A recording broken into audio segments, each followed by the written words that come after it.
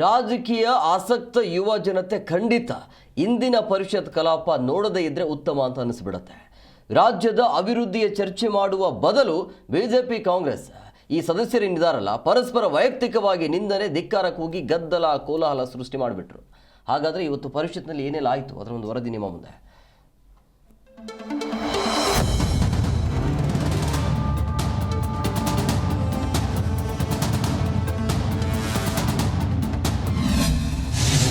ವಿಧಾನ ಪರಿಷತ್ನಲ್ಲಿ ಬಿಜೆಪಿ ಕಾಂಗ್ರೆಸ್ ಗದ್ದಲ, ಪರಸ್ಪರ ವೈಯಕ್ತಿಕವಾಗಿ ನಿಂದಿಸಿಕೊಂಡು ಕೂಗಾಟ, ರೂಲ್ ಬುಕ್ ಹರಿದು ವಿಪಕ್ಷ ನಾಯಕ ಹೈಡ್ರಾಮಾ.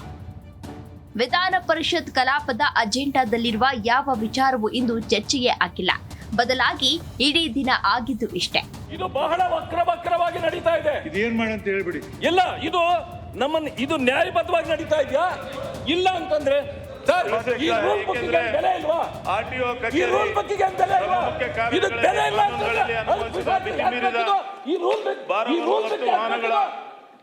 ತಪಾಸಣೆ ಒಳಗೊಂಡ ಹಾಗೂ ಎಸ್, ಇದು ಕೆಲ ಕ್ಷಣಗಳ ದೃಶ್ಯವಲ್ಲ. ಕಲಾಪದ ತುಂಬೆಲ್ಲ ನಡೆದಿದ್ದು ಇಷ್ಟೇ.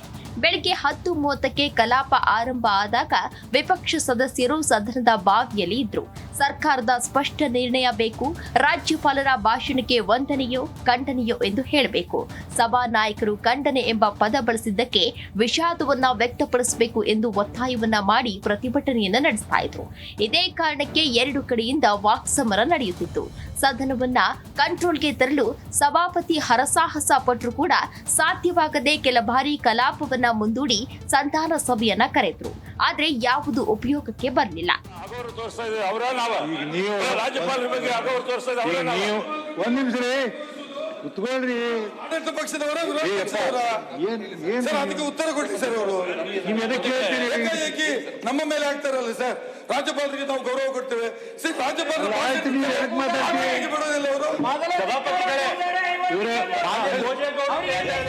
ಗದ್ದಲ ಮುಂದುವರೆದ ಕಾರಣ ಸಭಾಪತಿ ಬಸವರಾಜ ಹೊರಟ್ಟಿ ಪ್ರಶ್ನೋತ್ತರ ಕಲಾಪವನ್ನು ಆರಂಭಿಸಲು ಮುಂದಾದ್ರು. ಇದರಿಂದ ಆಕ್ರೋಶಗೊಂಡ ವಿಪಕ್ಷ ನಾಯಕ ಛಲವಾದಿ ನಾರಾಯಣಸ್ವಾಮಿ ರೂಲ್ಸ್ ಮೀರಿ ಹೇಗೆ ಮುಂದುವರಿಯಲು ಸಾಧ್ಯ? ಈಗಿರುವ ಸಮಸ್ಯೆ ಇತ್ಯರ್ಥವಾಗದೆ ಬೇರೆ ಅಜೆಂಡಾ ತೆಗೆದುಕೊಳ್ಳಲು ಹೇಗೆ ಆಗುತ್ತದೆ? ಈ ನಿಯಮದ ಪುಸ್ತಕ ಇರುವುದು ಯಾಕೆ ಎಂದು ರೂಲ್ ಬುಕ್ ಅರಿದು ಆಕ್ರೋಶವನ್ನು ವ್ಯಕ್ತಪಡಿಸಿದ್ರು. ಇದು ಬಹಳ ವಕ್ರವಾಗಿ ನಡೀತಾ ಇದೆ. ಇದೇನ್ ಮಾಡಂತ ಹೇಳ್ಬಿಡಿ. ಇಲ್ಲ, ಇದು ನ್ಯಾಯಬದ್ಧವಾಗಿ ನಡೀತಾ ಇದೆಯಾ? ಇಲ್ಲ ಅಂತಂದ್ರೆ ಸರ್, ಈ ರೂಲ್ ಬುಕ್ಕಿಗೆ ಬೆಲೆ ಇಲ್ವಾ? ಆರ್ಟಿಒ ಈ ರೂಲ್ ಬುಕ್ಕಿಗೆ ಬೆಲೆ ಇಲ್ವಾ? ಇದು ಬೆಲೆ ಇಲ್ಲ ಈ ರೂಲ್ ವಾಹನಗಳ ತಪಾಸಣೆ ಒಳಗೊಂಡ ಹಾಗೂ ಪ್ರಕಾರ ಹೋಗ್ಬೇಕು ನಾವು.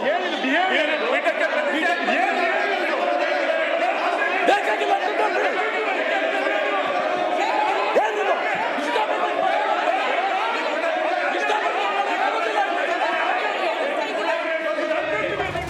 ಇಲ್ಲಿಂದ ಸದನದ ಪ್ರತಿಭಟನಾ ಚಿತ್ರಣವೇ ಬದಲಾಯಿತು.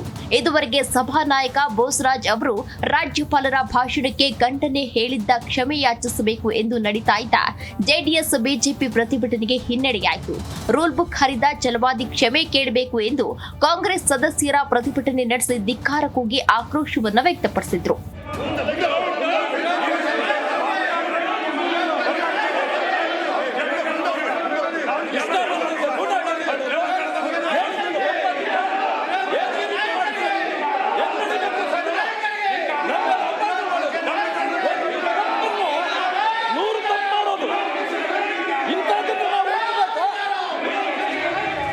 ಸದನದಲ್ಲಿ ಘೋಷಣೆ, ಧಿಕ್ಕಾರ ಕೂಗಬಾರದು, ಕಾಗದ ಪತ್ರ ಹರಿಯಬಾರದು ಎಂದು ನಿಯಮವನ್ನ ಸಭಾಪತಿಗಳು ಓದಿದ್ರು. ಆದ್ರೂ ಆಡಳಿತ ಮತ್ತು ವಿಪಕ್ಷಗಳ ನಡುವೆ ಪ್ರತಿಭಟನೆ ಮುಂದುವರೆದಿತ್ತು. ಕಲಾಪ ನಡೆಸಲು ಸಭಾಪತಿ ಬಸವರಾಜ ಹೊರಟ್ಟಿ ಹರಸಾಹಸವನ್ನ ಪಟ್ಟರು.